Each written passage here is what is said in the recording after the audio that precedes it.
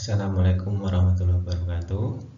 Alhamdulillahirrahmanirrahim. Kita bersyukur masih diberikan kesehatan, insya Allah lahir batin, sehingga dapat mengikuti pertemuan yang kelima ini dengan tema setengah putaran untuk bagian yang pertama. Capaian pembelajaran pada pertemuan yang kelima ini dan nanti untuk pertemuan yang keenam untuk bagian keduanya serta indikatornya antara lain yang untuk capaian pembelajaran pertemuan ke-5 dan 6 ini ada kurang lebih ada 3, yaitu memahami konsep dari setengah ring putaran, kemudian memahami setengah putaran sebagai suatu transformasi, dan yang ketiga memahami suatu setengah putaran adalah suatu dilatasi yang bersifat involutory. Untuk pertemuan yang kelima ini hanya bagian A dan B saja.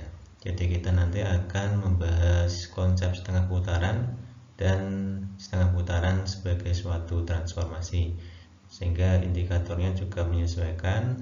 Nanti Anda diharapkan dapat menjelaskan konsep setengah putaran, menjelaskan setengah putaran sebagai suatu transformasi, dan menjelaskan suatu setengah putaran adalah suatu dilatasi yang bersifat involutory. Baik, kita akan membahas setengah putaran.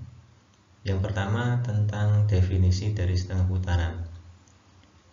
Setengah putaran pada suatu titik A adalah suatu padanan, ya. Maksudnya padanan di sini adalah pemetaan atau fungsi SA. Ini simbol dari setengah putaran pada suatu titik A yang didefinisikan untuk setiap titik pada bidang, misalkan bidangnya itu bidang V, itu dengan aturan sebagai berikut. Yang pertama, apabila titik P itu tidak sama dengan titik A, ya titik A tadi sebagai sumbu putar atau porosnya, maka SAP, ya setengah putaran pada titik A dari titik P itu nanti menghasilkan P aksen, sehingga A ini akan menjadi titik tengah dari ruas garis PP aksen, ya. Jadi jika P itu tidak sama dengan A, maka SAP akan menghasilkan P aksen. Nah, titik A ini yang merupakan sumbu putar atau poros ini menjadi titik tengah dari ruas garis PP aksen. Kemudian aturan yang kedua, apabila SA dari titik A sendiri ini akan menghasilkan A itu sendiri. Jadi yang diputar ini setengah putaran itu titik A sendiri, maka hasilnya tetap A.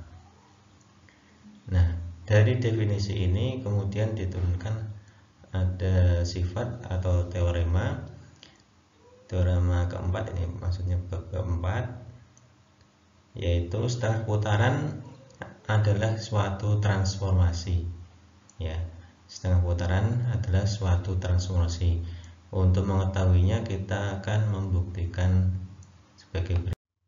Baik, kita buktikan teorema 4 bahwa setengah putaran merupakan suatu transformasi. Untuk memberikan suatu transformasi, maka setengah putaran dibuktikan sebagai fungsi, yaitu fungsi yang bijektif. Jadi nanti kita buktikan SA sebagai fungsi bijektif. Untuk membuktikan SA fungsi bijektif, sebagaimana kita ketahui di awal-awal kemarin, maka dibuktikan SA nanti juga surjektif sekaligus injektif. Nah, di sini kita akan buktikan satu persatu. Yang pertama, kita buktikan SA surjektif. Maka di sini untuk menunjukkan SA surjektif ditunjukkan bahwa untuk setiap P aksen di daerah kawan atau kodomen akan terdapat P di domain di V di kiri begitu, sehingga SAP sama dengan P aksen. Nah, maka karena untuk setiap P aksen di kanan atau domain kita ambil sembarang P aksen di kodomain atau di kanan, nanti ditunjukkan akan terdapat P di domain sehingga SAP sama dengan P aksen. Nah, yang pertama kasusnya jika P sama dengan A, titik P nya sama dengan A atau sumbu atau poros dari setengah putarannya, maka S yang kita ketahui tadi untuk SAA itu akan menghasilkan A sendiri, atau A aksen itu A sendiri, atau di sini adalah P sendiri. Maka di sini trivial, jadi untuk setiap P aksen di kanan, dan mari mungkin kita bisa bilang A aksen begitu karena sama dengan P aksen sama dengan A aksen sama dengan juga A, maka untuk setiap P aksen di V di kodomain terdapat P di domain sehingga SAP sama dengan P aksen.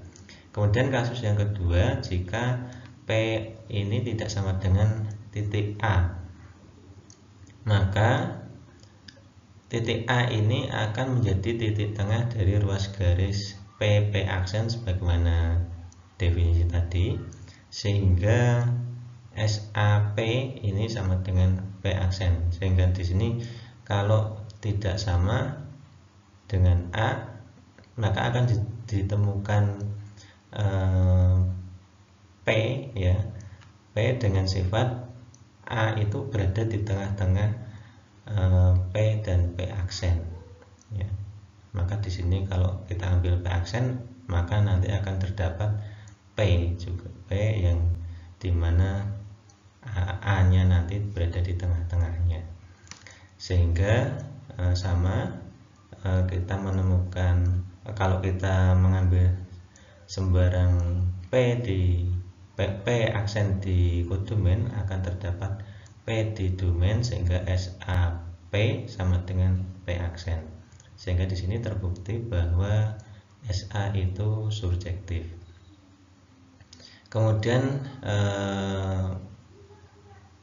untuk membuktikan SA injektif ya, maka di sini kita mengambil yang berbeda ya, dua anggota di V di domain yang berbeda, misalkan B1 dan B2.